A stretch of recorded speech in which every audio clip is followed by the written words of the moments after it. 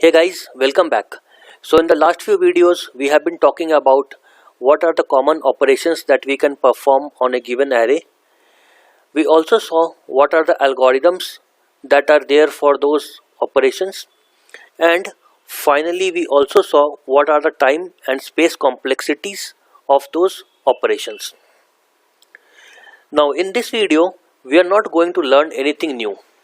All that we are trying to do is we are revisiting all those time and space complexity that we have already learned in the previous videos.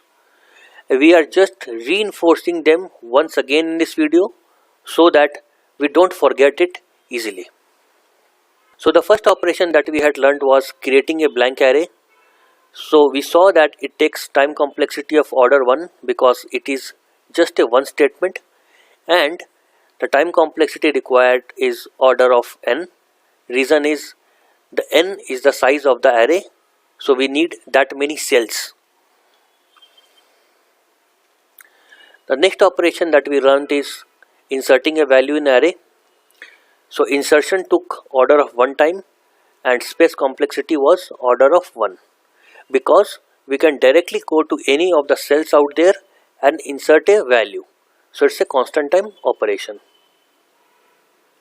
The next operation that we saw was traversing a given array. So traversal basically means that we start from 0 cell and we go on till the end of the array. So of course it is a order of n time complexity because we have to traverse each and every cell in the array, which is n number. The space complexity will be order 1. The reason is we might use only some temporary variables. The next operation was accessing given cell number. So that is again order of 1 time complexity. Reason is we can directly access any given cell number. We did not traverse all of them. Similarly, space complexity will be order of 1 because we might use a temporary variable to print the cell value, nothing more than that. Searching a given value, it will take order of n time. Reason is in the worst case we might have to start from 0 and go on till the last cell in this array. So it will take order of n time. Space complexity, again it is order of 1 time. Reason is that we will use only temporary variable to do some computation or printing work, nothing more than that.